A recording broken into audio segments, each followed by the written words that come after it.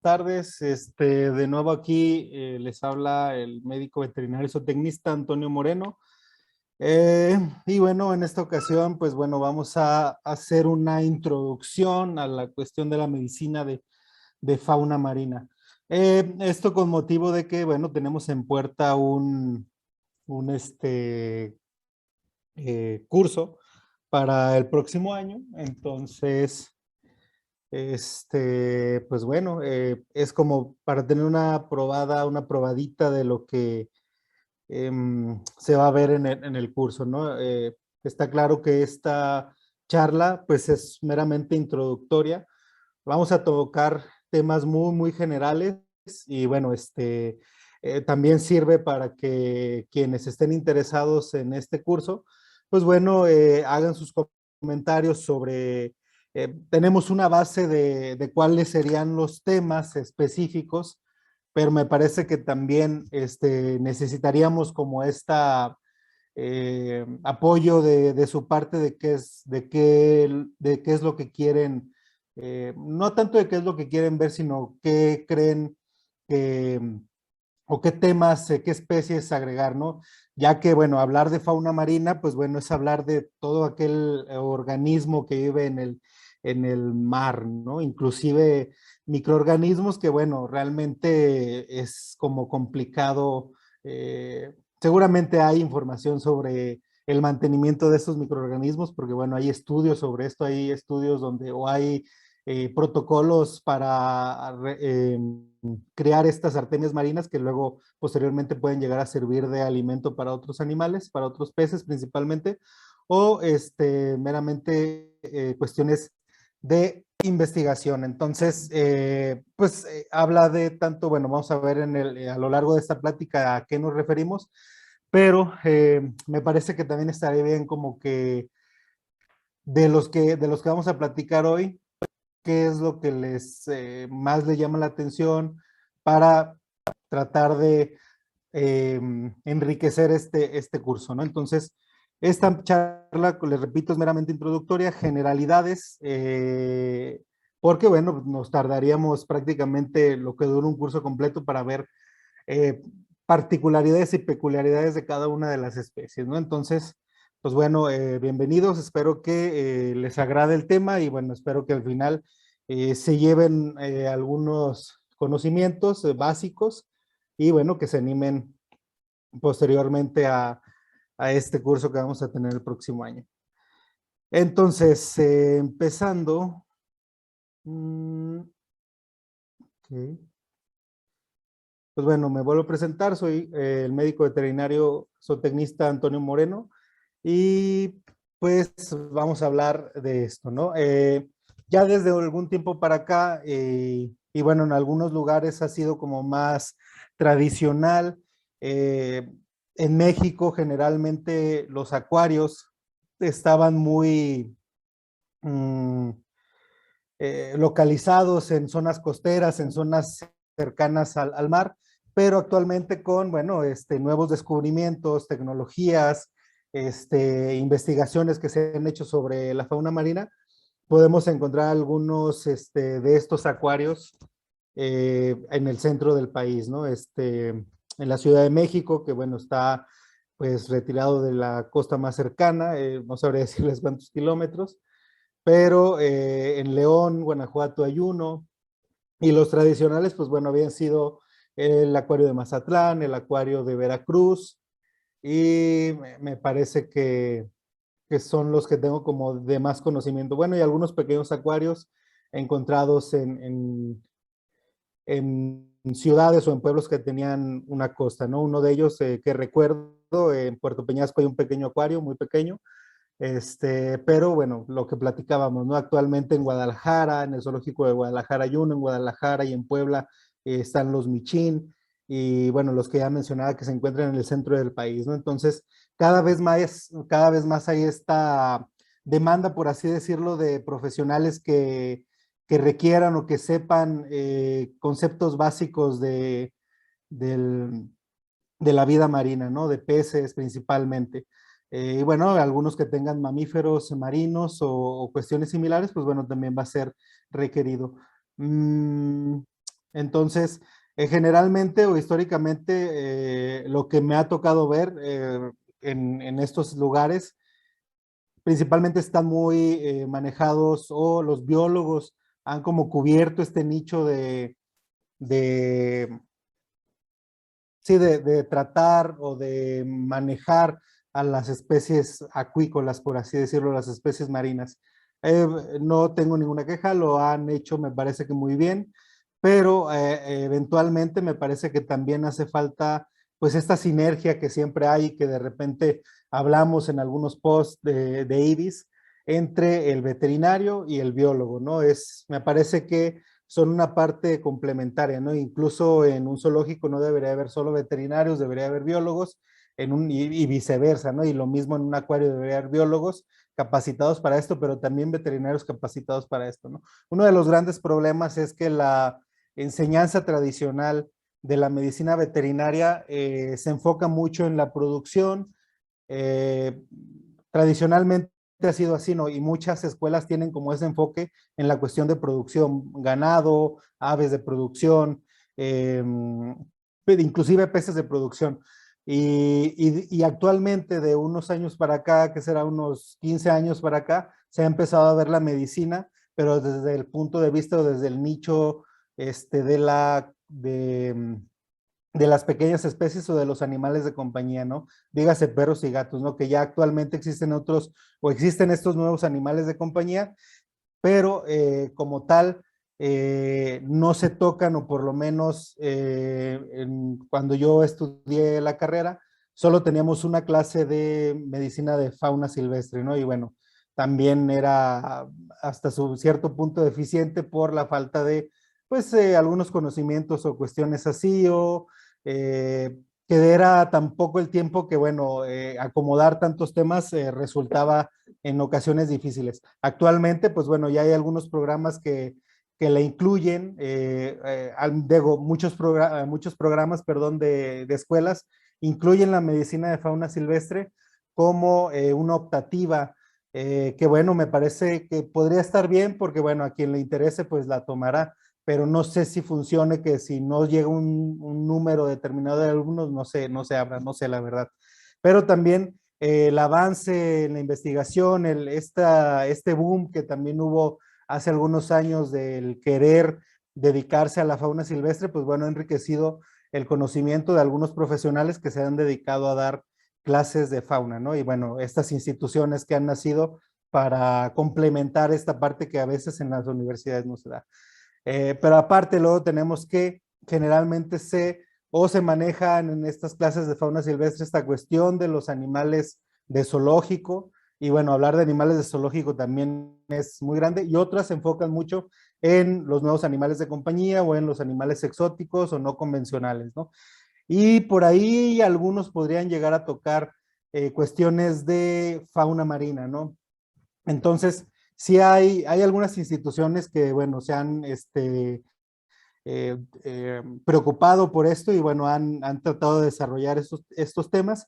Y, bueno, pues en IBIS no nos quedamos atrás y estamos buscando, pues, desarrollar este curso, ¿no? Para dar conocimientos, a final de cuentas, tengan en cuenta que también estos conocimientos que se les dan son una base para que ustedes busquen investigar, busquen escarbarle más a lo que ya se les comentó, ¿no? A final de cuentas, esto es como eh, pues sí, lo primero o lo muy, muy básico que deberían de saber. Algunas cuestiones ya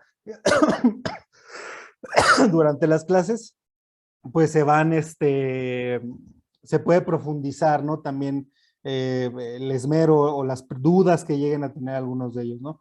Y bueno, después de todo esto, pues aparte de tener estos grandes acuarios tecnificados, también les mencionaba que tenemos esos acuarios pequeños que tienen peceritas normales o peceritas chicas de agua salada, donde, bueno, mantienen bien a los animales, pero también cuando se les enferma, pues bueno, también no saben qué hacer, o muchos de estos acuarios, la verdad desconozco si tengan esos acuarios chicos, si tengan algún veterinario o la persona encargada, pues bueno, se ha tratado de informar de esto, ¿no?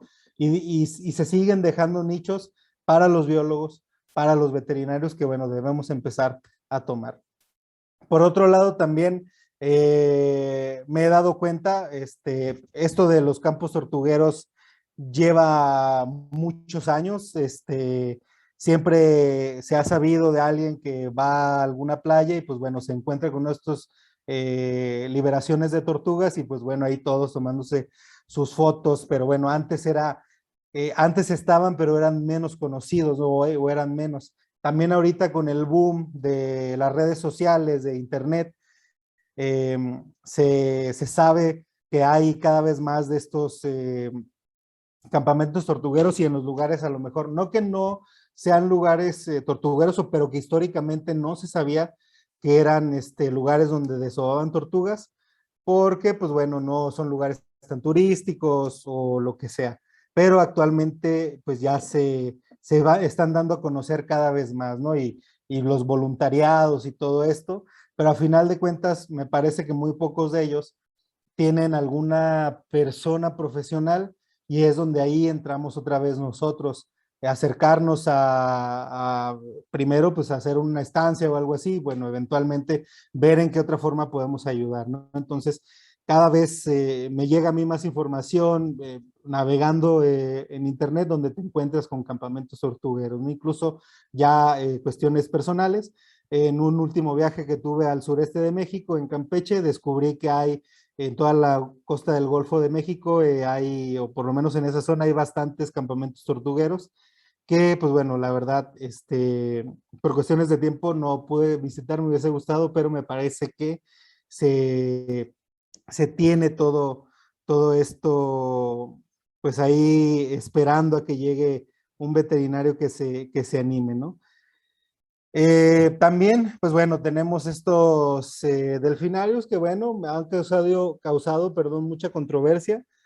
Algunos están a favor de ellos, incluso dentro del gremio veterinario y del gremio de biología. Hay algunos que, bueno, tienen sus razones donde están en desacuerdo, otros que los apoyan, pero a final de cuentas también hay que tener en cuenta que, a final de cuentas, perdón, de cuentas, hay que tener esta percepción de que son lugares de conservación y pues bueno, lo de la cuestión del el show, de que brinquen y todo eso, pues bueno, es extra para atraer pues para generar dinero para el mantenimiento de estos animales, pero hay que tener en cuenta que no es la razón principal, o me parece desde mi punto de vista, y es muy mi punto de vista, que no es tanto el entretener a la gente, sino la conservación.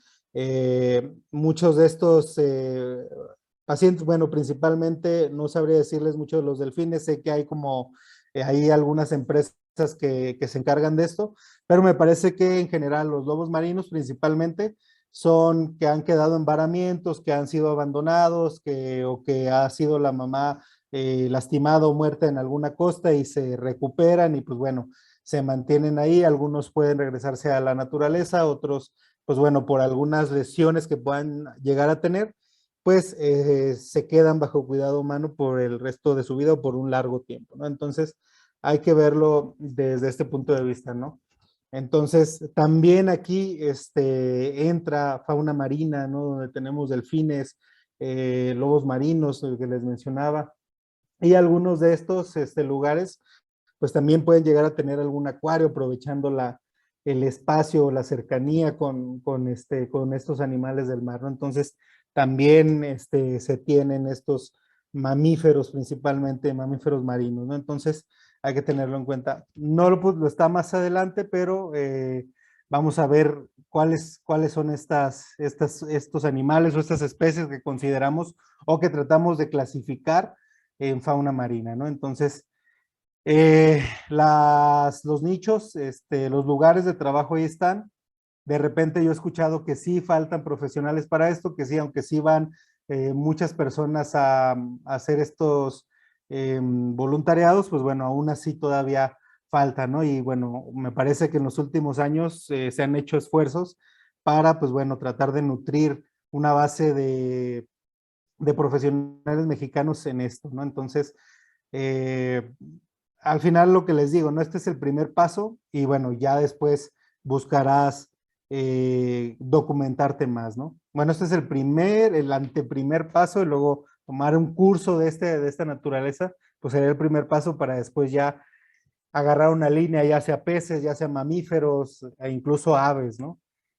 Y bueno, o qué consideramos como fauna marina, o por lo menos para fines de este curso? Pues bueno, hemos tomado algunos animales, a lo mejor aquí es donde les decía, ¿no? Necesitamos como, este, qué, qué, este, qué especies son las que más interesan, para también no saturar de información. A lo mejor a algunos les importa más a algunos, y bueno, ya se estarán llegando sus comentarios para ahora sí que modificar o todo esto. No tenemos la base del curso, pero bueno, falta nutrirla, falta ver qué es lo que buscan, ¿no? Entonces, fauna marina, principalmente peces óseos y peces cartilaginosos, que pues bueno, les mencionaba, ¿no? Cada vez más hay la presencia de estos acuarios en varios lugares, no necesariamente cercanos a la costa, donde se tienen tanto peces de agua dulce como peces de agua salada, que bueno, esto es lo que ahorita nos importa, ¿no? Y algunos de ellos, pues bueno, pueden llegar a tener tiburones, a lo mejor no un gran blanco o tiburones tan grandes, pero sí tiburones de punta negra, tiburones más pequeños, y bueno, muchos van a tener algunas rayas, ¿no? Entonces, esto es lo que podríamos llegar a considerar. Y hay que tener en cuenta que en ellos juegan pues muchos elementos, principalmente en los peces en general, que tienen que ver con el medio acuático, ¿no? Cómo está el medio acuático, pues nos va a dar la salud de estos pacientes, ¿no? Y bueno, también tienen sistemas de regulación de osmosis y osmorregulación, que debemos de estar al pendiente de ellos para que pues no se deshidraten en los medios salados, principalmente estos peces, ¿no? Entonces, eh, es algo que consideramos, ¿no? Otros que quizá es como más complicado, pero se puede llegar a tener algunos invertebrados, ya sean moluscos o algunos artrópodos marinos, que pueden llegar a ser de suma importancia, y principalmente para la investigación, como los pulpos o calamares que pueden estar ahí. Y bueno, algunos me parece que podría llegar a ser como más, no difícil, pero no sé, me parece que no se les presta tanta atención, aunque sí se tienen eh, estanques en estos acuarios con este tipo de especies, ¿no? Pero, y bueno, que también tienen algunas necesidades especiales que pueden estar muy ligadas al lado de los peces, pero tienen algunas pequeñas variaciones.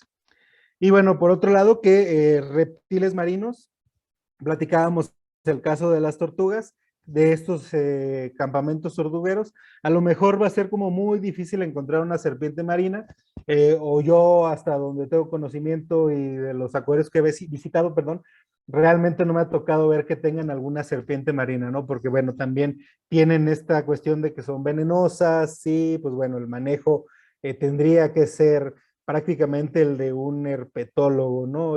Con una mezcla de cuestiones de animales marinos, ¿no? Pero bueno, tenemos a las tortugas marinas que prácticamente viven toda su vida en el mar, en el agua, y solo salen a desovar a la tierra las hembras, ¿no?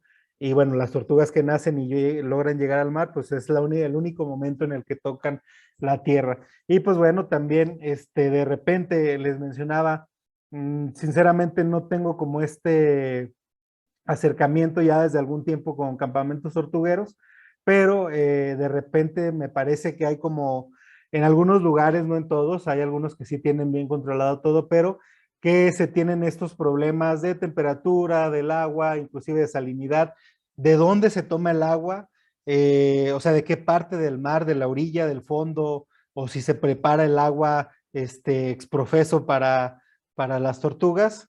Y pues bueno, entonces es importante, ¿no? La temperatura del ambiente afuera del agua, pues recuerden que los reptiles tienen esta cuestión de regular su temperatura con el ambiente, y pues bueno, hay que cuidar eso, ¿no? Recientemente había leído un artículo donde se mencionaba como estas incidencias de enfermedades bacterianas, principalmente, si no mal recuerdo, respiratorias y de la piel, de algunas tortugas y que estaba de campamentos, bueno, de tortugas que estaban en campamentos tortugueros en Tailandia, si no mal recuerdo, donde se menciona esto de la importancia de dónde tomar el agua, ¿no? Hasta podría parecer como algo tonto o inclusive muy básico, pero tiene mucha importancia, ¿no? De dónde tomas el agua, inclusive si es un acuario que está a la orilla del mar y se le hace más fácil tomar el agua del mar que hacerla para hacer la base de agua dulce con estas mezclas de sal o con ¿cómo se dice? Pues sí, mezclarla con sal, que generalmente en los campamentos tortugueros pues se obtiene del mar, ¿no? Entonces, se ha demostrado que al obtenerla de la orilla, pues bueno, pues es agua que está en contacto con desechos del humano, que puede estar contaminada, que es el lugar donde posiblemente haya más bacterias por estos desechos que hay, y que bueno, se ha demostrado que las que se han encontrado ahí, pues han tenido pues una microbiota demasiado abundante o demasiado poblada, por así decirlo. Por otro lado, pues bueno, también aquella agua que se toma de más profundo, siempre y cuando hasta donde lleguen como algunos drenajes, pues bueno, también podría tener algunos problemas en cuestiones de tener vibrio, cólera entre su microbiota, y bueno, de mucho más profundidades, ¿no? Inclusive a ver qué es mejor, si realmente tomarla del mar o hacerla, o sea, que al final podría ser más cara hacer esa agua salada, pero ya viéndola en una cuestión global o en una cuestión generalizada, pues posiblemente nos traiga más problemas si la tomamos directamente del mar en algunas ocasiones, ¿no? Entonces, incluso en este artículo se menciona qué tipo de material es el mejor o el que alberga menos bacterias que para las especies de tortugas, ¿no? Sí, los de fibra de vidrio, sí, los de cemento, o estos que están hechos de lona, o cuál es uno de los mejores, ¿no? Entonces, hay toda pues una ciencia detrás de las tortugas que de repente me parece que sí, se toma con muy buena voluntad en muchos de estos, pero hace falta ese tinte o ese punto científico que podría dar un biólogo o un veterinario, o los dos, de hecho.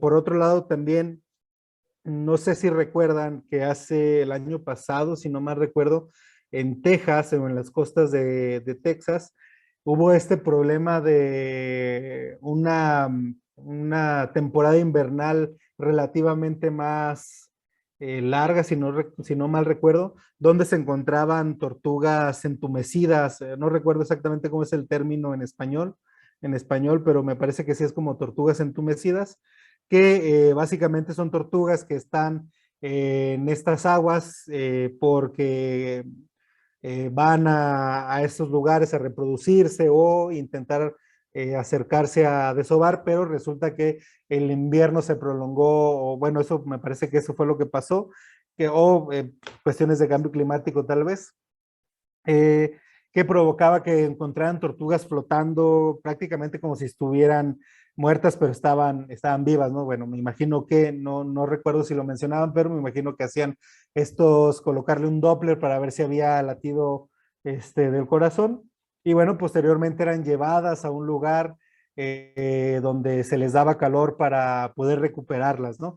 También hay artículos sobre eso donde mencionan que generalmente estas tortugas que se encuentran en estas condiciones por una baja o sí, por una mala temperatura del agua o del ambiente, reducen sus actividades, y además tienen este problema de que se pueden llegar a inmunodeprimir y generan neumonías. Entonces también hay artículos para el tratamiento de estas neumonías que de repente pueden llegar a pasar desapercibidas si no tenemos el conocimiento, ¿no? Entonces, si sospechamos de que una tortuga pasó por una de estas problemas de aturdimiento o que tuvo una baja temperatura, me parece que lo más sensato sería tomar una radiografía, tomar algunos cultivos traqueales, pensando que pudiese haber organismos que no deberían de estar ahí.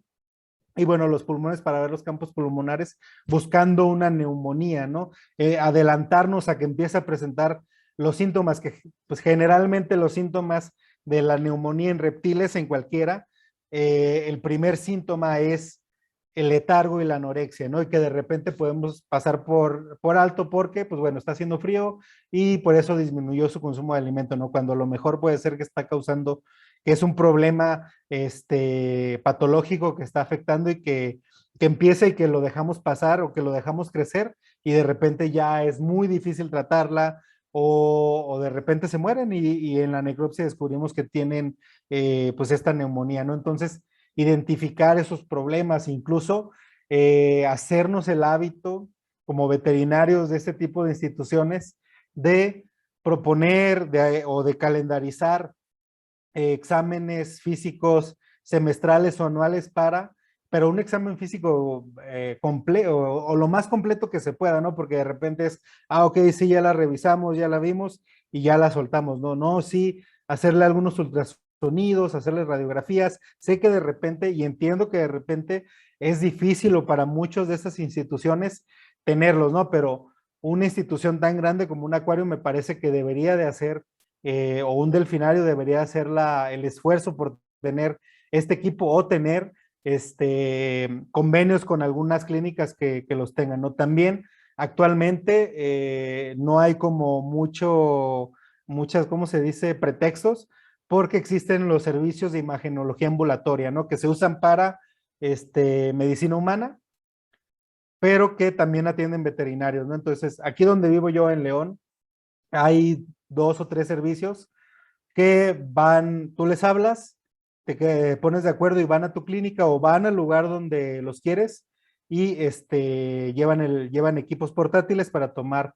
las radiografías ya digitales y las puedes ver antes de imprimirlas, te las pueden dar en un disco o imprimirlas ya en un papel fotografía, ¿no? Entonces, bueno, en una placa radiográfica. Entonces, me parece que no hay pretexto. Seguramente hay lugares donde no hay, donde se encuentran algunos de esos campamentos tortugueros, pero me parece que debería, o el veterinario a cargo, pues bueno, debería de buscar estos convenios con, con instituciones para que los apoyen con eso, o cuando lleguen recursos, tratar de, pues, guardar para tener este tipo de equipo, ¿no? Entonces, hay que tenerlo muy, muy en cuenta que los exámenes, o yo pensaría que en los exámenes físicos calendarizados, anuales, semestrales, en los reptiles deberían de llevar por lo menos una radiografía, ¿no? Para ver cualquier cosa que se pueda encontrar principalmente en los pulmones si sabemos que no tenemos temperaturas adecuadas. Por otro lado, también tenemos, después de todo esto, tenemos a los mamíferos, que bueno, los más conocidos, pues bueno, son los lobos marinos y los cetáceos, principalmente los delfines, ¿no? Me parece que, no sé, por lo menos en Latinoamérica, o por lo menos aquí en México, no se tienen belugas o narvales, ni incluso ballenas en acuarios, no sé, me parece que en Argentina está Mundo Marino, la verdad desconozco qué tipo de especies de mamíferos o de cetáceos puedan llegar a tener, pero son como los más comunes, ¿no? Incluso las focas, más que, o sea, tanto focas como otáridos podrían estar por ahí. Y bueno, algunos que tienen en sus zonas de distribución nutrias marinas, pues bueno, también van a tener, me parece que son muy comunes en el cono sur, aquí bueno, allá en Sudamérica, que se habla, que he escuchado hablar que se habla mucho de estas, ¿no? Aquí en México, en Norteamérica, tenemos, pues es más común tener nutrias de río, ¿no? Pero bueno, están ahí, ¿no? Y bueno, que es más difícil porque, bueno, por lo menos aquí en México ya está prohibido importar mamíferos marinos, precisamente, el oso polar, ¿no? Que como tal, pues es un carnívoro, pero por alguna manera se le considera mamífero marino por sus hábitos, ¿no? Ya que, pues, caza en el agua o puede llegar a cazar en el agua, nada y tiene esta virtud o esta característica de que cuando sus fosas nasales tocan el agua, se cierran. Entonces eso es algo también muy característico del lobo marino, muy característico de los cetáceos, ¿no? Que cuando el espiráculo toca el agua, se automáticamente sella, ¿no? Igual en los lobos marinos. Y bueno, si no lo han visto, pues véanlo.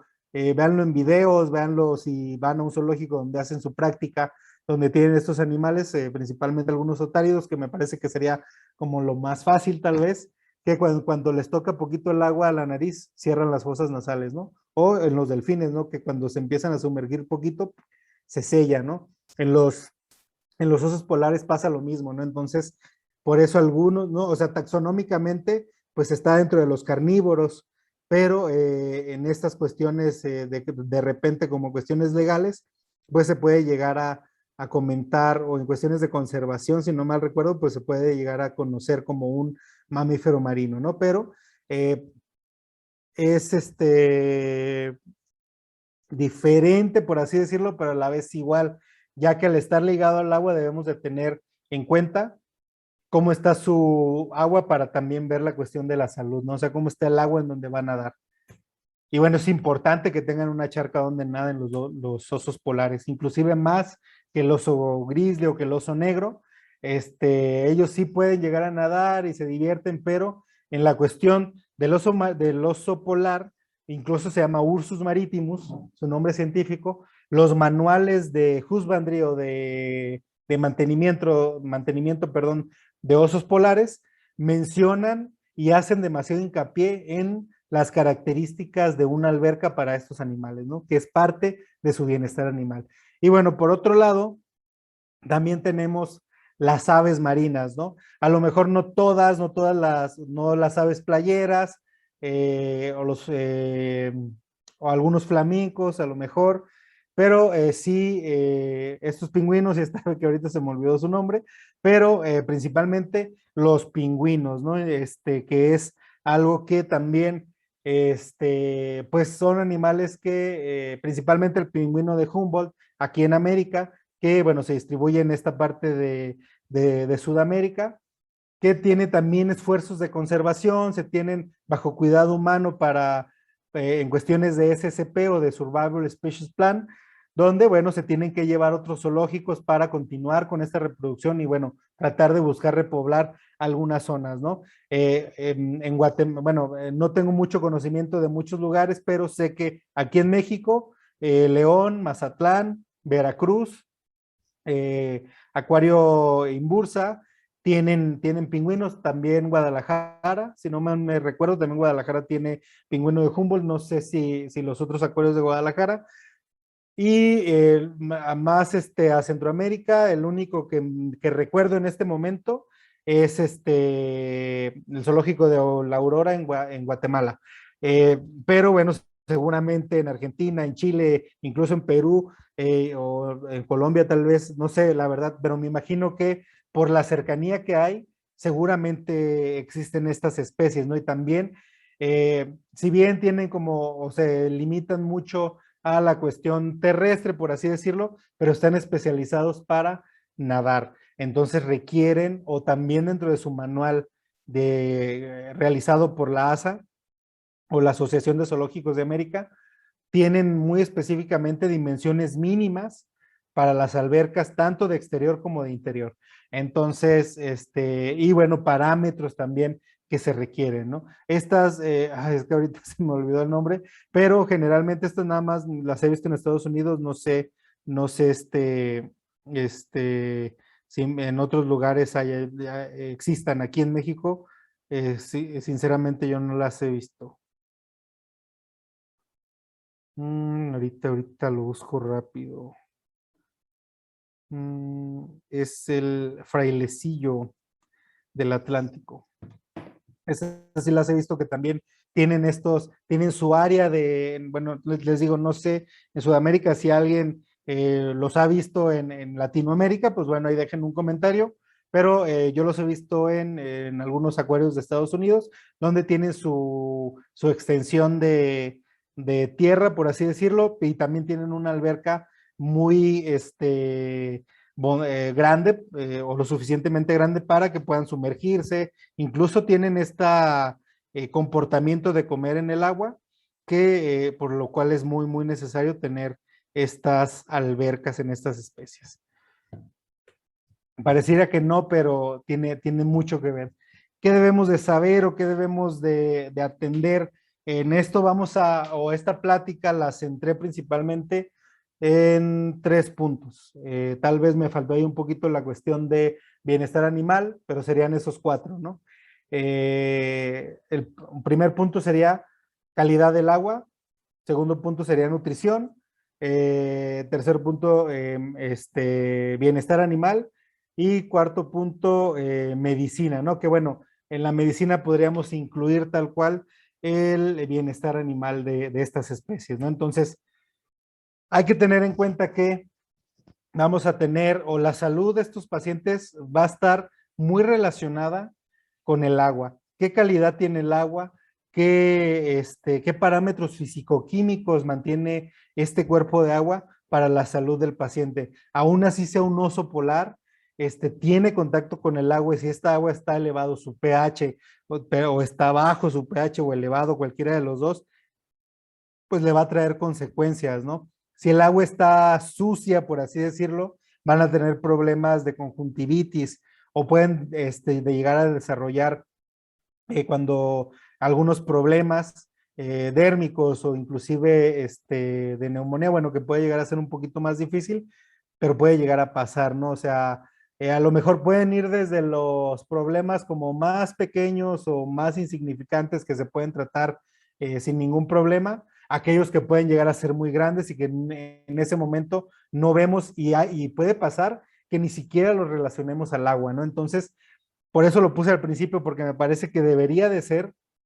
uno de los parámetros, o en la cuestión del examen físico, del examen médico de cualquier especie marítima, revisar la calidad del agua. Incluso los manuales de oso polar y de pingüinos, que son los que más he revisado, de la ASA, o de la Asociación de Zoológicos y Acuarios de América, te piden que lleves una bitácora, ¿no? Entonces hay que tomarlo, y inclusive yo creo que para cualquier especie que esté ligada al agua debemos de llevar una bitácora de cómo está el agua.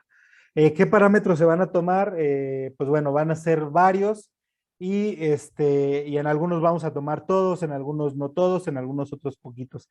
Y pueden ser desde tomarlos con lo más básico, comprarte un kit para acuarios, o ya llegar a instancias de buscar un laboratorio que te corra las muestras principalmente más difíciles, ¿no? A veces para pH, compuestos nitrogenados, temperaturas, salinidad y oxígeno disuelto, con un estuche de estos mm, de acuario podría llegar a ser suficiente, ¿no? Entonces, los parámetros que vamos a medir va a ser pH, compuestos nitrogenados donde está amoníaco, nitritos y nitratos, temperatura, que es también muy importante, principalmente en los reptiles, la salinidad del agua, que si bien de repente vemos que estos animales que se mantienen en algunas zonas céntricas, por así decirlo, donde a lo mejor podría llegar principalmente en los mamíferos.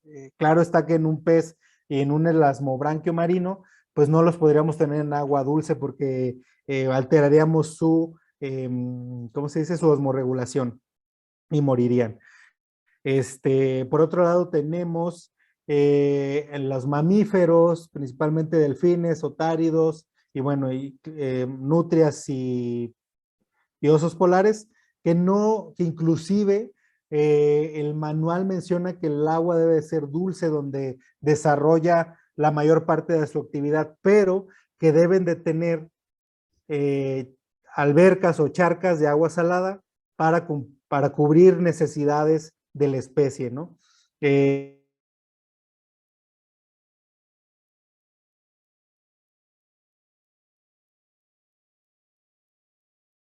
Del alimento como tal.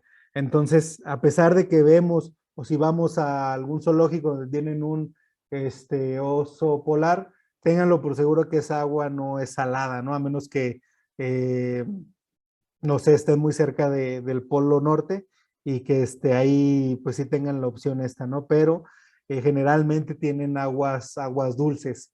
Igual en muchos delfinarios, que no están, o bueno, la gran mayoría de los delfinarios pues están en zonas donde hay que se puede obtener agua del mar, y pues bueno, son de agua salada, pero algunos otros optan por esta cuestión de agua dulce. En los pingüinos también se tiene esta cuestión de mantenerlos en la piscina grande es de agua dulce y pues bueno, se tienen en sus dormitorios o dentro del mismo albergue una charquita con agua salada, ¿no? Ya depende mucho de cada uno de los, este, de los instituciones zoológicas. Eh, Oxígeno disuelto, pues bueno, esto es más como para los peces, porque bueno, recuerden que pues ellos van a respirar tal cual el agua y de ahí van a obtener el oxígeno, ¿no? Para el resto de los animales, bueno, peces e invertebrados. Para el resto de los animales que son pulmonados, pues bueno, contienen la respiración y respiran aire atmosférico, la contienen y bueno, bajan y tienen ahí mecanismos muy especializados para mantener la oxigenación en la sangre. Y los coliformes, esto sí es muy, muy importante, principalmente en los mamíferos marinos. Y bueno, vamos a tener, o hay que tener en cuenta que vamos a tener como estos dos grupos, por así decirlo, no está como del todo, no es como que lo haya sacado de algún lugar, pero en la experiencia les podría decir que tenemos como estos dos grandes grupos, por así decirlo. Aquellas especies que están íntimamente ligadas al agua, como son los teleostios, elasmobranquios e invertebrados marinos, porque respiran, viven, toman inclusive agua del mar y están en contacto, ¿no? Todos recuerden que el agua, inclusive, si tienes un acuario, ¿cómo se dice? Marino en tu casa, sabes o sabes que esta agua es viva, o sea, no es un agua inerte, que en esta agua hay bacterias, protozoarios, algunos bueno, nematos no debería haber, pero pueden llegar a haber, bueno, sí, nematos, protozoarios, algunas algas, que están conviviendo con el paciente, ¿no? Y con el pez o con el invertebrado, y que cuando está sano, pues bueno, tiene mecanismos para evitar que haya un problema, pero cuando hay alguna inmunosupresión o cuando se altera alguno de los parámetros del agua, pues vamos a tener problemas, ¿no? Entonces, ténganlo, pues ahora sí que en cuenta que es un agua viva donde viven los peces y que ese ambiente acuático lo comparten con un montón de especies, ¿no? Entonces, de especies que inclusive no vemos y que no compramos para el acuario, ¿no? Pero que se desarrollan no por generación espontánea, pero sí por las cuestiones de los filtros, incluso los mismos peces pueden llegar a traerlos.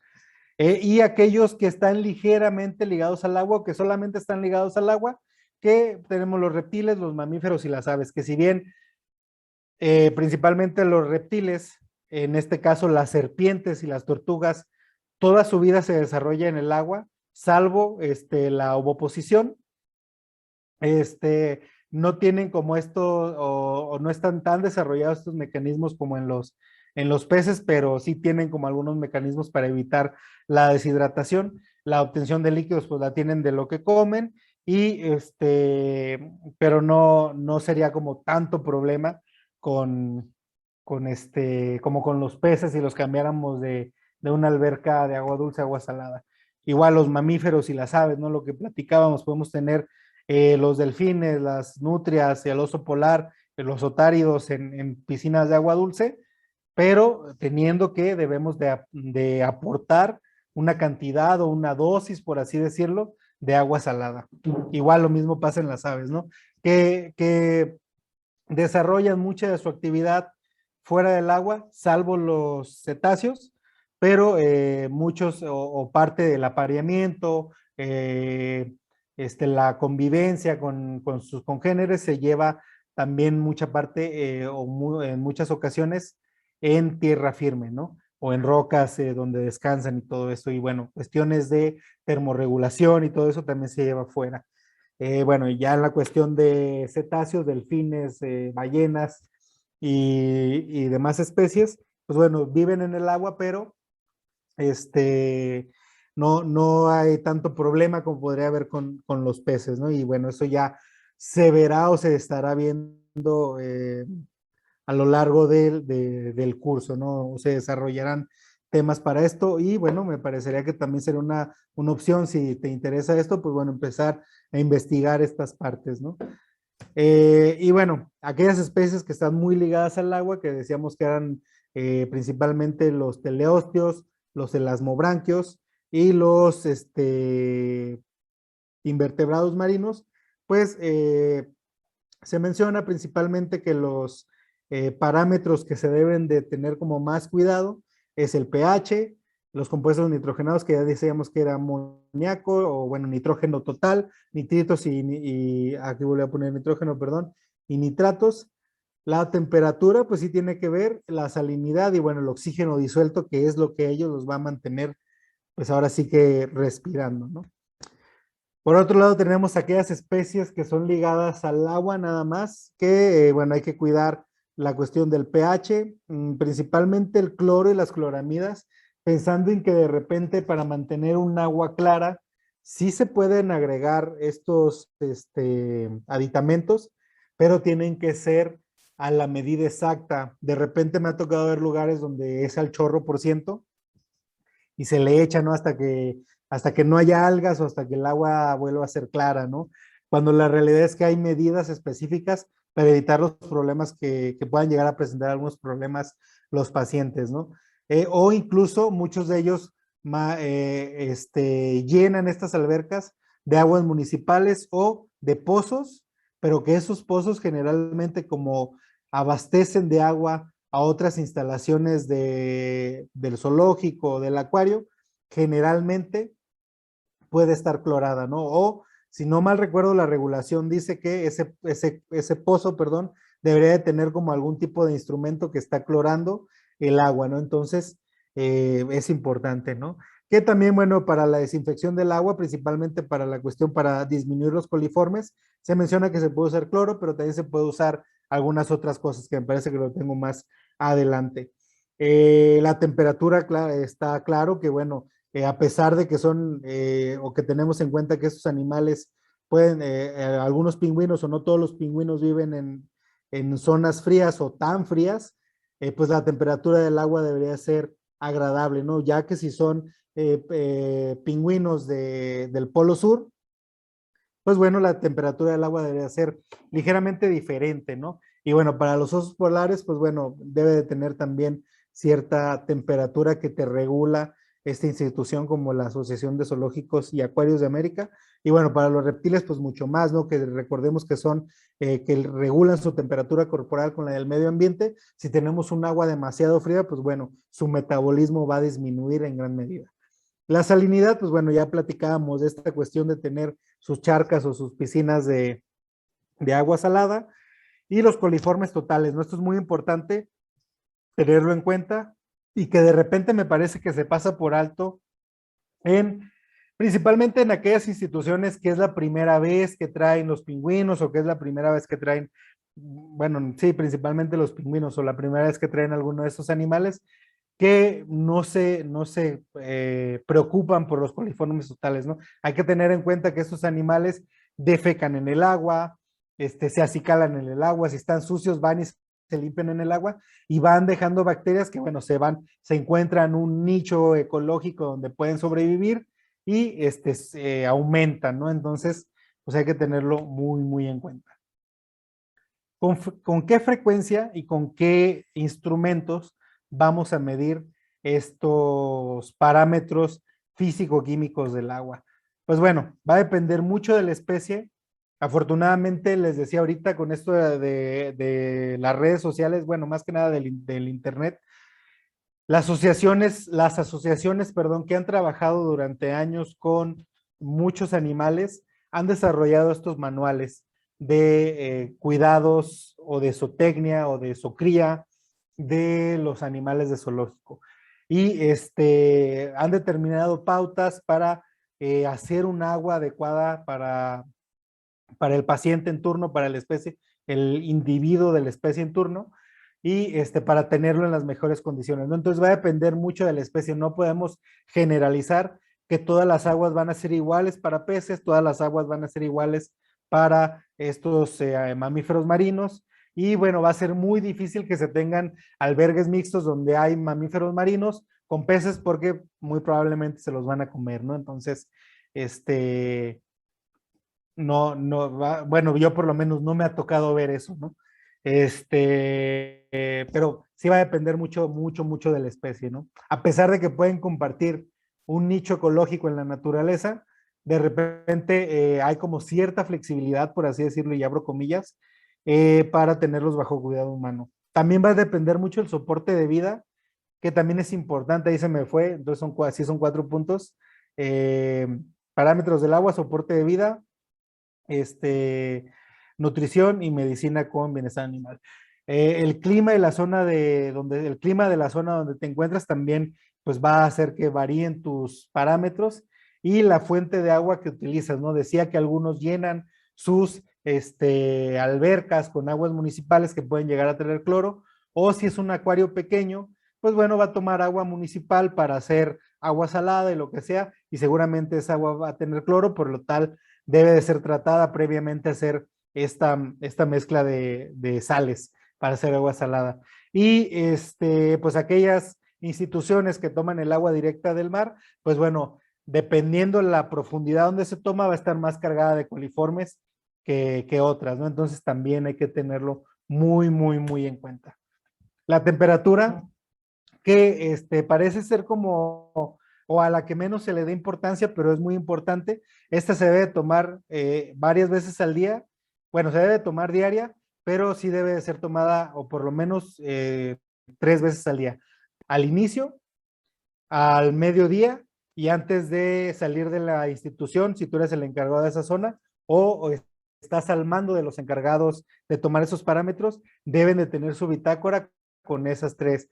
Si se puede, máximas y mínimas, si no, o de preferencia las máximas y mínimas, pero que sí sea de cuando llegaron, cuando estuvo como a mediodía, que fue el pico de calor, por así decirlo, y cuando nos fuimos, para ver si hay alguna fluctuación o algo, ¿no? Y bueno, básicamente me parece que lo más sencillo, ¿no? Usar en acuarios, pues esos termómetros de mercurio sumergibles, o estos termómetros que se usan para piscinas también pueden ser usados para las albercas de los, ¿cómo se llama? De los mamíferos marinos, incluso de las aves.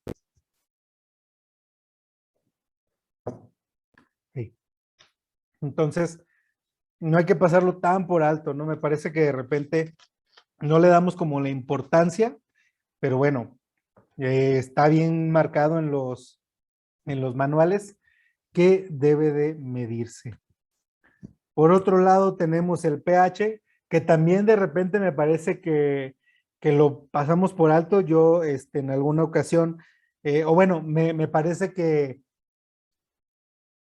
cuando no se tiene como el conocimiento, y bueno, les hablo ya desde la experiencia, que de repente, pues el cuidador está más al pendiente de que el agua esté presentable, ¿sí? De que el agua esté transparente, de que no haya en el fondo, que no haya algas, pues que no haya basurita y están recogiendo eso, pero como que me parece que ya cada vez es menos probable que pase esto, pero pasa todavía, donde estos parámetros que no vemos a simple vista, los dejamos de lado, pero sí nos preocupamos porque esté clara, porque no tenga algas, porque no tenga la basurita, por recoger las monedas que tiraron para pedir un deseo y esas cosas, ¿no? Pero de repente, al hacer como, a lo mejor lo de las monedas no, sí les beneficia mucho, pero el mantener el agua clara va a alterar, o sí va a alterar el pH, ¿no? Por los, compuestos que se usan para aclarar el agua, pueden llegar a modificar. También, si es un agua que no esté aireada, pues posiblemente también reduzca mucho el pH, o dependiendo del producto que se usa para aclarar el agua, puede alcalinizarlo, pero generalmente lo va a acidificar, bueno, no si generalmente lo alcaliniza, y luego bajarlo es muy, muy complicado. Entonces, para medirlo, pues bueno, también hay que tener en cuenta que va a depender de la situación, de la especie y todo eso, pero generalmente se menciona que se debe tomar diario en algunos, principalmente en mamíferos y en aves, me parece, en pingüinos, se menciona que lo puedes tomar una vez a la semana, y pero en los peces generalmente se sugiere que sea diario o cada tercer día, ya así por muy alejado, ¿no? Y en cuestión de peces, si vemos que hay peces con disnea, pues bueno, hay que tomar también muestras o lo que les decía, parte del examen físico o del examen clínico de los peces, pues es evaluar los parámetros del agua, entre ellos el pH. Otro, pues bueno, veíamos que son los compuestos nitrogenados, principalmente amonia, nitritos, nitratos, o no muchos vienen, o algunos, mmm, ¿cómo se dice? Medidores o test de medición de parámetros, no distingue entre algunas amonios y cuestiones nitrogenados y se mide el amonio, el nitrógeno total, perdón. Entonces, por eso a veces van a encontrar que tiene NH4 y NH3, ¿no? Entonces, generalmente es amonio total, perdón, nitrógeno total, pero tiene que ver con el amoníaco. Y bueno, nitritos, nitratos, que unos van a ser benéficos y otros van a ser tóxicos, o principalmente en los peces, ¿no? En los otros, en los mamíferos no causa tanto problema, pero sí se menciona que se deben de tener en concentraciones bajas amonia y nitratos. Sí, no, sí, nitritos, perdón. Entonces, pues hay que tenerlo en cuenta. Parece que no, pero aunque sea un delfín, bueno, bueno, principalmente en pingüinos y en osos polares sí se menciona que se deben de medir estos parámetros. Cloro y cloraminas, pues bueno, principalmente si nuestra toma de agua es de aguas municipales, debemos de medirla. O si nuestro método de aclaración, claro está, que en los peces no vas a aclarar agua con cloro porque se te van a morir todos, pero es muy común que en los pingüinos, en los osos polares, la verdad no tengo idea si en los delfinarios, porque bueno, pues tienen sistemas de filtrados muy potentes, pues bueno, se puede llegar a usar algunos compuestos con cloro que debe de mantenerse a cierto nivel.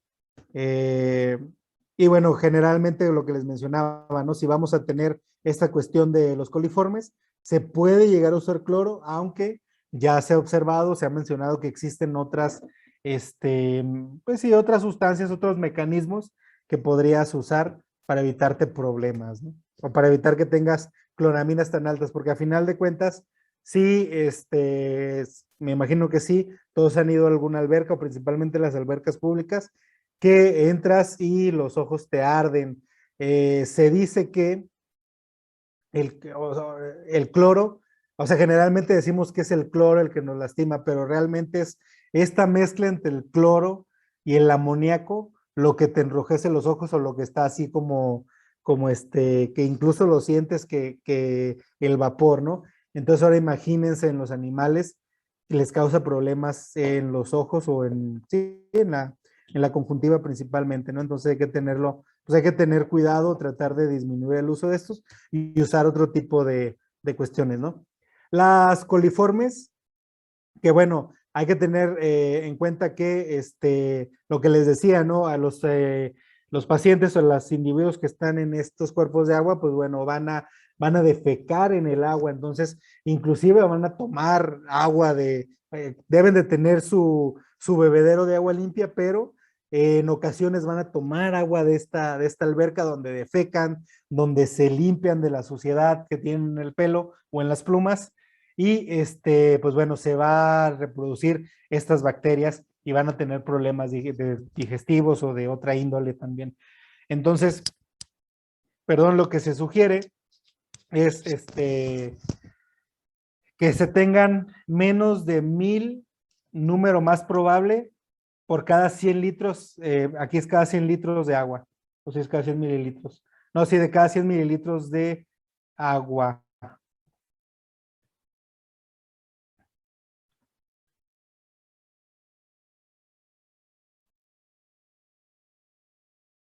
Perdón, se me cortó un poquito, pero les decía que deben de ser menos de 1000, número más probable, por 100 mililitros de agua.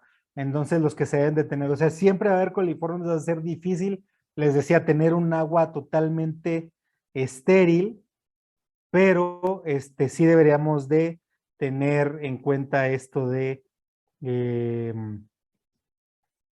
mantener un número bajo de coliformes. Ahí otra vez se salió. Disculpen las dificultades técnicas. Y pues bueno, generalmente para cuestiones de peces, para cualquier otro parámetro, no está como tan indicado a qué profundidad, pero para mamíferos marinos y aves marinas sí está, ¿cómo se dice? Sí está determinado que no puede ser el agua de la superficie, que no puedes tomar agua de cualquier lado, ¿no? Se menciona que debes de tomar un agua a una profundidad entre 61 y 91 centímetros para que sean como, mm, para que estos valores sean los, sean contables, ¿no? Sean objetivos, se debe tomar esta profundidad. Y bueno, realmente coliformes, va a ser muy difícil encontrar un test en el mercado para peces que te mida esto. Necesitas un laboratorio, sinceramente no sé cómo sea el laboratorio, pero cuando yo trabajaba en un zoológico, cuando se intentó mandar la cuestión de los coliformes, se preguntó en alcantarillado municipal y ellos hacen ese estudio y también en los laboratorios de aguas gubernamentales o del estado o nacionales puedes preguntar y bueno, generalmente lo haces una vez cada mes. O dependiendo la calidad del agua, pues podría adelantarse, ¿no? Pero en los sistemas de agua y alcantarillado públicos hacen este tipo de estudios y lo haces, ¿no? Y bueno, ¿cómo los vamos a disminuir? Pues bueno, veamos que el cloro, pero también tenemos que tener en cuenta que hay que tener mucho cuidado en usar el cloro, pero o lo que se recomienda con la misma filtración, principalmente filtración biológica, puede llegar a combatir con estos coliformes. El ozono, también se está optando mucho por usar ozono en la cuestión de los acuarios para mantener a raya como estos coliformes. Radiaciones UV o lámparas de UV en alguna parte del sistema de filtración y bueno, ya lo que les decía sobre el cloro. Eh, por otro lado, pues bueno, ya vimos esta cuestión. Y bueno, por otro lado, ahora lo que también se tiene que tener como muy en cuenta es tener un buen soporte de vida. De repente, también cuando se hacen como estas instalaciones nuevas para estos animales, no todos, algunos sí se preocupan, o lo primero por lo que se preocupan es por tener un buen sistema de soporte de vida, pero algunos otros como que lo van dejando y cuando de repente dicen, ay, no guardamos para esto, puede ser que tengan algún sistema de soporte de vida que sea insuficiente, ¿no? Entonces, cuando planeen un nuevo albergue para cualquier tipo de animal marino, pues lo primero que tienen que hacer es de qué tamaño va a ser la alberca para que de ahí nos basemos en comprar la potencia de los soportes de vida de los filtros, ¿no? Generalmente, o como por regla general, va a depender mucho también de cada especie, pero se menciona que el agua debe de pasar 3 veces, de 3 a 5 veces, si no mal recuerdo, por el filtro durante una hora, ¿no? Entonces, por eso se requiere la capacidad del cuerpo de agua. Generalmente los soportes de vida, pues bueno, algunos pueden tener una fase, algunos dos, pero lo más recomendable es que tengan como 3 métodos de filtración, que sería una filtración mecánica, una filtración biológica y una filtración química, ¿no? Y básicamente la filtración mecánica se puede hacer con arenas, con esponjas, que lo que hace es que retienen las partículas como más grandes que se puedan llegar a ver, o que se puedan generar o que puedan caer en el agua y que puedan contaminarla, las detiene. Por otro lado, tenemos ya la filtración biológica, que es poner estos canutillos o las biobolas que venden ya también de plástico, donde se albergan principalmente bacterias benéficas y bacterias nitrificantes para mantener un equilibrio en el agua. Y bueno, algunos protozoarios seguramente también.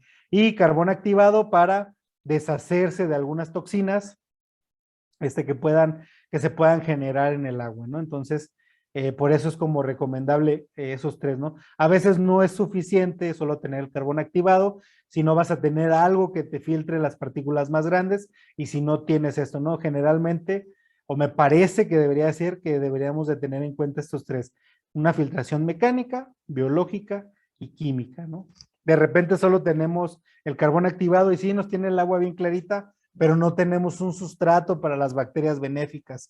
O siempre vamos a tener un agua clara, pero lleno de, no sé, de hojas y todo eso, o animales muertos, así que llegan a flotar, ¿no? Y pues ya esto te va deteniendo, tiene pues su chiste, por así decirlo, cada uno de ellos.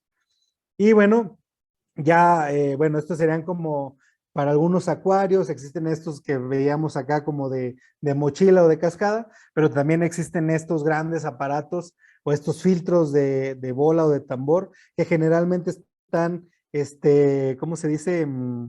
Soportados por un mecanismo de jacuzzi, que bueno, quien no lo sepa, jacuzzi es la marca, no necesariamente cualquier tina de hidromasajes jacuzzi, sino la marca que genera esa propulsión, se usa un sistema jacuzzi para los sistemas de filtración, ¿no? Y bueno, también estos tienen aquí una cuestión de filtración mecánica para evitar que lleguen partículas más grandes estos cilindros que generalmente tienen arena sílica y posteriormente pasan como a otro sistema donde generalmente pueden llegar a tener conchas de ostiones o cualquier otro tipo de concha para generar un sustrato para las bacterias. Y bueno, algunos también se va a requerir estos canisters para eliminar biofilms o cuando son de agua marina, principalmente se recomienda tener canisters para, perdón, no son canisters, son skimmers para hacer espuma y recoger toda la materia que flota, ¿no? Que también sirve como una especie de, principalmente para que no se forme una capa o un biofilm en la superficie, sirven estos canisters.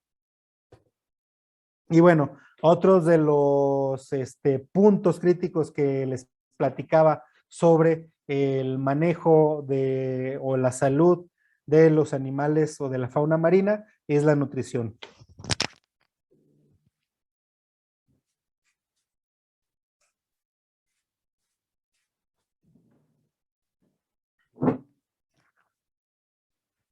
Entonces, todos tenemos como esta imagen de tener o de ver cuando vamos a un delfinario, cuando vamos al zoológico a ver los pingüinos, que se les da un pescadito a los animales y ya, ¿no? Pero hay que verlo, o sea, que no es, o no debería de ser la alimentación completa a estos peces, ¿no? Y bueno, vamos a ver por qué no. Y bueno, perdón, a estos animales. Y a los peces, pues bueno, generalmente se les da algunos alimentos peletizados, aunque también me ha tocado ver que se les dan pedacitos de camarón o de pulpo o de filete, ¿no? Pero si solo damos como ese alimento sin algunos suplementos, podríamos causar algunos problemas metabólicos en los animales, principalmente en los jóvenes, ¿no? Entonces, ¿cuáles son los ingredientes de una dieta o como los ingredientes básicos de una dieta de principalmente de fauna marina? Pues vamos a tener un producto fresco, de entre comillas, del mar, ya sea pescado principalmente para aves, bueno, con pingüinos, ¿cómo se dice? Delfines, otáridos y focas, pues bueno, se usa mucho el pescado y bueno, no tanto como otros productos, ¿no? Pero para peces ya les decía, algunos pulpos, algunas almejas y camarones pueden llegar a ser usados y principalmente los peces globos o los botetes, que también como para cubrir una necesidad de comportamiento, se les tiene que dar caracoles pues, con todo y concha, ¿no? Porque tienen estos dientes para romperlos y bueno, y es parte del comportamiento, ¿no? También alimentos peletizados que bueno, en mamíferos marinos y en aves, pues es como complicado, generalmente el pez puede ofrecer la mayoría, pero para peces, generalmente estos alimentos peletizados ya tienen como los suplementos adicionales que podrían llegar a perder los alimentos marítimos al ser procesados, ¿no? Y para la fauna marina, principalmente aves como pingüinos, delfines, otáridos, etc., debemos de suplementar con multivitamínicos y minerales, porque generalmente durante el almacenamiento y el descongelado se pierden micronutrientes y bueno, sí, se pierden micronutrientes que si damos solo el pescado así descongelado, pues podríamos llegar a tener estos problemas nutricionales y metabólicos, a menos que sea un pez que lo acabas de pescar y que se lo estás dando, que sería un poquito complicado, ¿no? Entonces, el almacenamiento o parte de la nutrición viene desde cómo se almacenan, ¿no? Generalmente se menciona que incluso algunos manuales te mencionan que debes de tener asegurado o algunos SSPs te mencionan que debes de tener asegurados una dotación, si no para el año completo, semestral o una dotación larga, por así decirlo, de peces, ¿no? Que no vaya a haber en ningún momento en la vida que te vaya a faltar el pescado para darles de comer, porque también requieren peces muy específicos algunas especies, ¿no? Entonces, no es como que podamos ir al mercado y comprar un robalo, un guachinango, una tilapia o un bagre para los delfines o para los pingüinos, ¿no? Tienen especies muy específicas, principalmente capelin, sierra, me parece, y lisa, que son como los que más se usan. Entonces, por eso si vas a tener estos animales, se sugiere, y bueno, en algunos si son de programas SSP, te exigen que tengas asegurada esta dotación. Y generalmente la tienes que tener almacenado en congelación, ya sea en estos cuartos fríos, donde tengas regulada bien la temperatura y que tengas también como estos sistemas de emergencia de electricidad para que nunca se descongelen hasta que los vayas a usar. Y bueno, es también otros más pequeños o tener varios de estos congeladores de carne y también la misma cuestión, ¿no? Tener estas fuentes de emergencia para evitar que se descongelen si se llega a ir a luz por periodos muy largos. Y en la cuestión de los peles y de los suplementos, pues bueno, estos no se tienen que congelar, pero sí se tienen que mantener en un lugar fresco, donde no se mojen, porque bueno, generalmente se compran costales grandes y pues si se mojan pueden llegar a generar hongos, mohos, que pueden ser dañinos para los animales.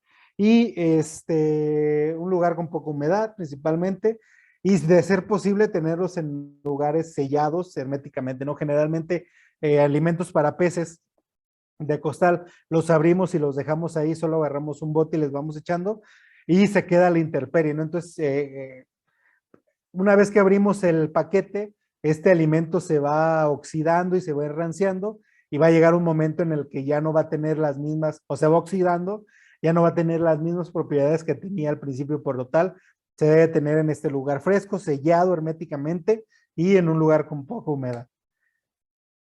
Y bueno, algo muy importante en la cuestión cuando se manejan principalmente pescados como base de la alimentación, pero no toda la alimentación, recuérdenlo, deben de estar suplementados, es el descongelado de los pescados. Eh, Hay pues, la información está, pero de repente las personas que pueden llegar a estar encargadas de este proceso, pues no están capacitadas o no tienen la intención inclusive de preguntarse si lo están haciendo bien, y me parece que es algo de cuestión de sentido común. Ahorita vamos a ver las 4 formas que se usan y bueno, vamos a ver si están bien o están mal, pero de repente hay que ponerse a pensar, si yo me voy a comer ese pescado, ¿cómo lo voy a procesar? Y así es como debemos de pensar. No es como que, pues ahí lo voy a dejar 2 días y ya después se lo doy.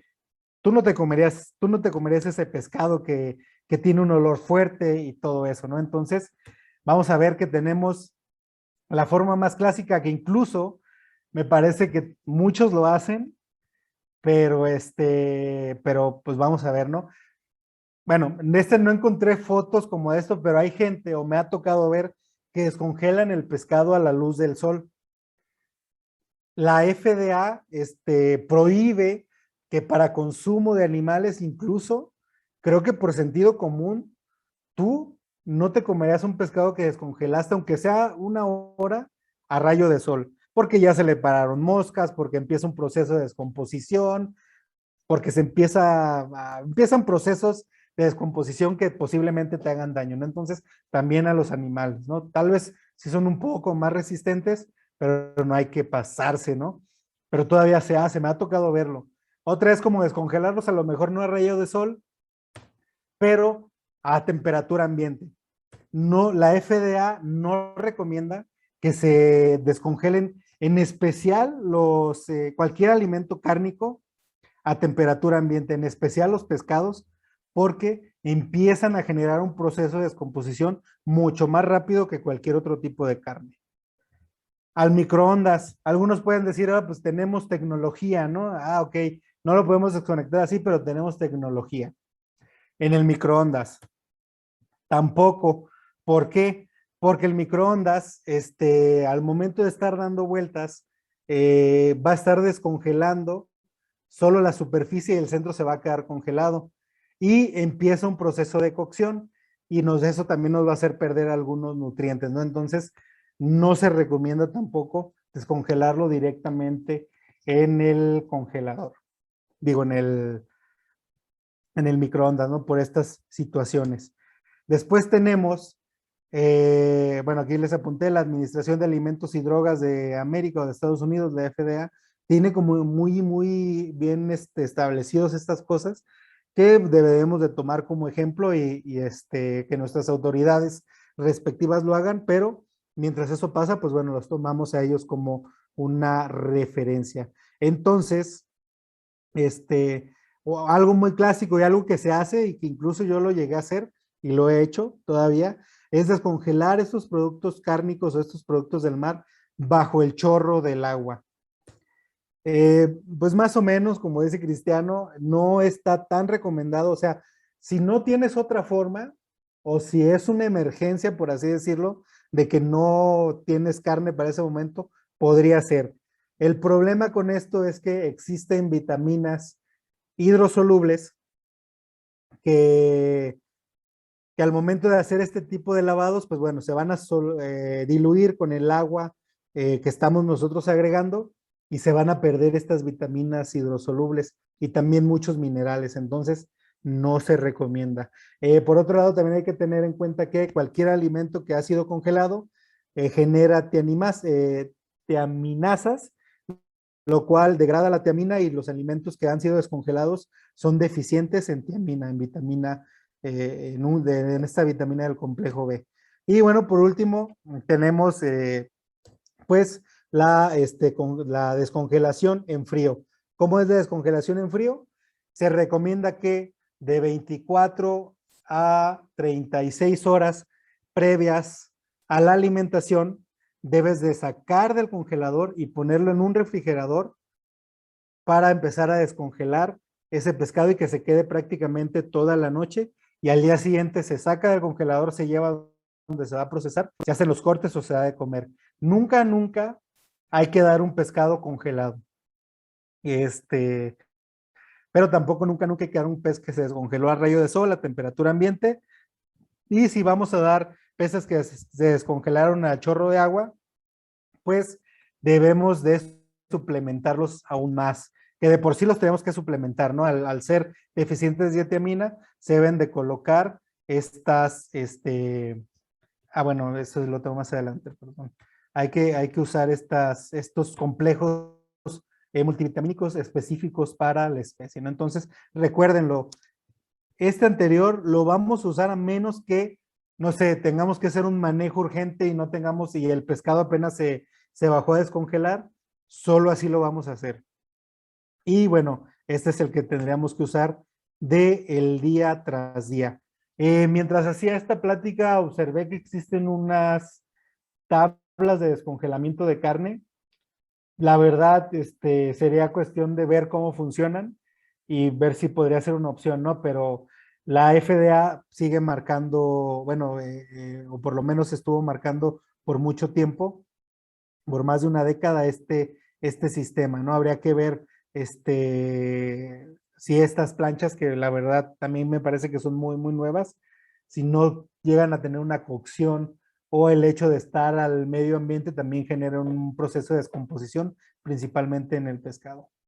Y bueno, ¿qué recomendaciones específicas debemos de tener para la alimentación con pescado? Generalmente se tiene que dar el pez completo. Si ustedes han observado, si han ido a un delfinario, generalmente se les dan estos pescaditos y se les dan completos. Cuando están muy grandes, se les pueden dar trozados en diagonal, simulando la cabeza del pez y la cola del pez para que lo trague o lo sienta natural el individuo y de un tamaño adecuado.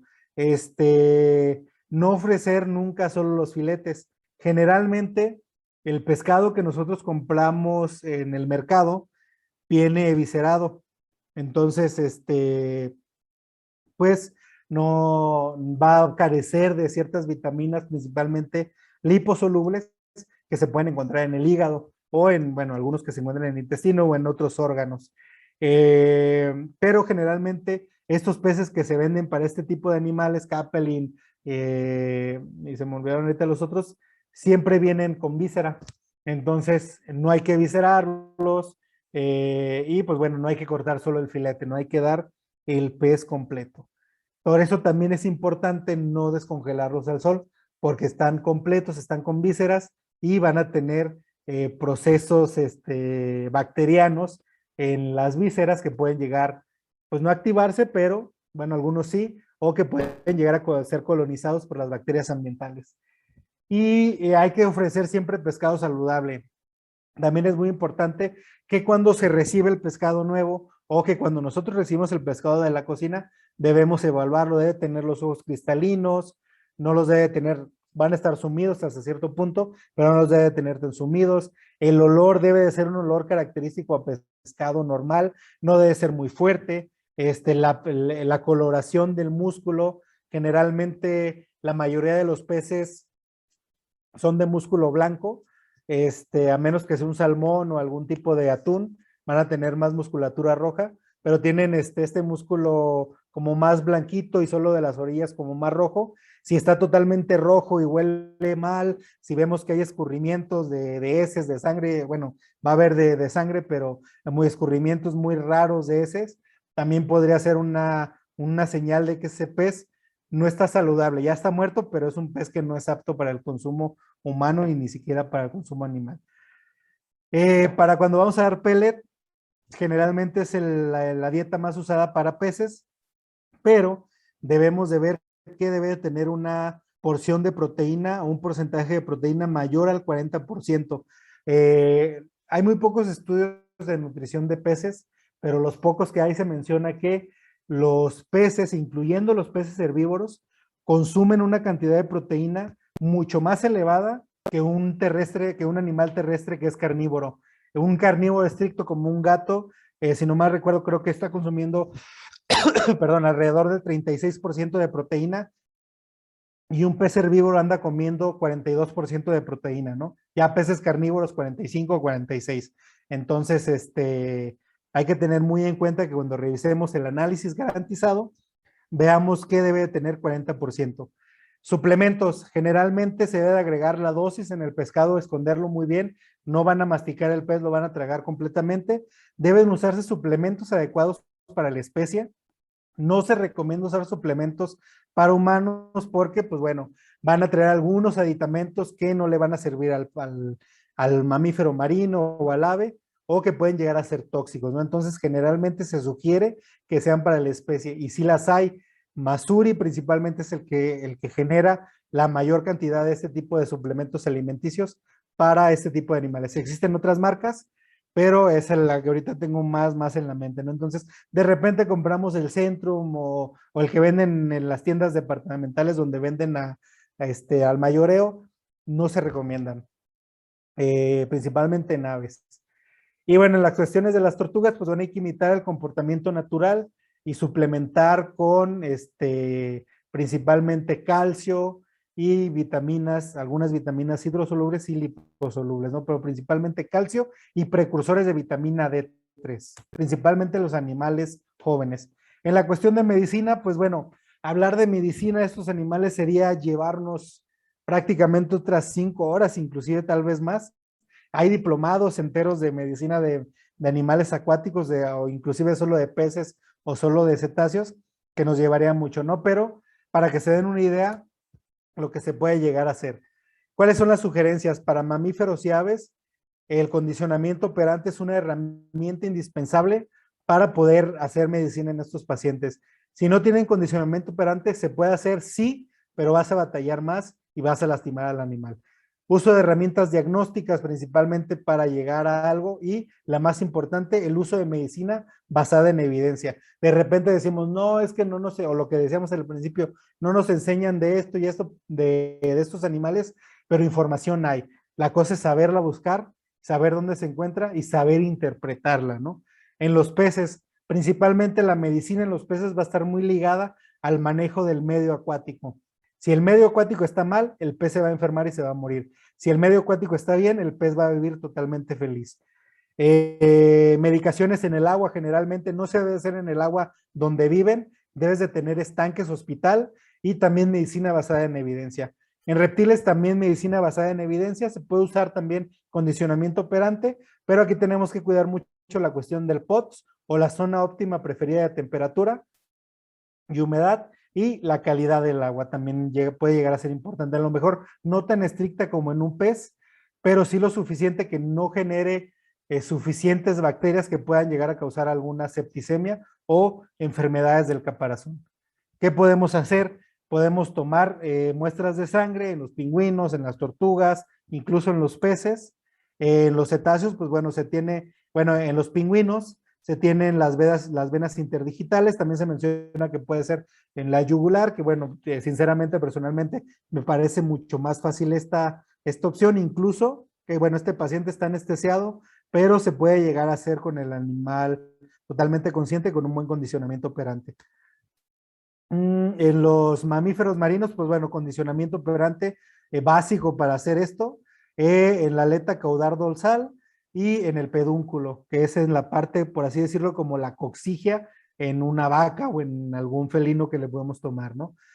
Básicamente estas pueden ser por anatomía, estas se pueden palpar, si no mal recuerdo, y esta sí es una cuestión anatómica. Y la aleta dorsal se menciona que suele ser como más difícil, pero se deja como última opción. En los mamíferos marinos también tenemos como en los mamíferos terrestres, se puede hacer de los miembros torácicos y pélvicos, en la yugular y la cefálica. Y principalmente, o la que más se usa, son las venas interdigitales, que son en las aletas, bueno, lo que son los miembros pélvicos o los torácicos, entre las diferentes huesos de los dedos o los metatarsianos y las falanges se van a encontrar estas venas entre cada uno de ellos y ahí por anatomía generalmente se va a hacer la punción. No te debes ir tan profundo y generalmente debes de ir como jalando poquito para saber si estás en la vena. En algunas ocasiones me parece que se puede llegar a ver, pero es muy difícil. En los peces generalmente están los dos abordajes, el lateral y el ventral, y el lateral es, te ubicas en la línea media, si pueden ver aquí se observa una línea media lateral, unos milímetros, 1 milímetro por debajo de esta línea, en este ángulo recto, y conforme vas introduciendo la aguja, vas jalando el émbolo, haciendo leve presión negativa para empezar a ver que se llene el émbolo con sangre, y si topas con el hueso, te regresas ligeramente porque está la vena y luego está el cuerpo vertebral. Entonces, si ya tocaste el hueso con la aguja, regrésate poquito nada más. Y para el abordaje ventral, igual, hay una línea, prácticamente hay un surco. Bueno, esto es más difícil en los peces óseos, pero en los elasmobranquios se ve como un surquito o una línea de coloración. Haces lo mismo que harías en la lateral, pero entrando ventral. Entrando y haciendo presión negativa, si tocas hueso, te regresas poquito.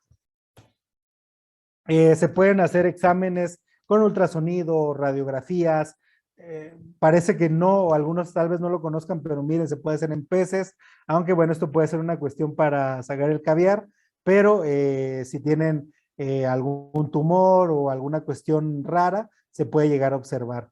Radiografías principalmente para observar enfermedad de la vejiga natatoria es una de las opciones.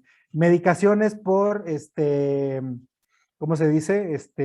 Nebulizaciones se puede hacer con condicionamiento operante en delfines, tomografías en peces, en aves, en delfines, se puede llegar a hacer.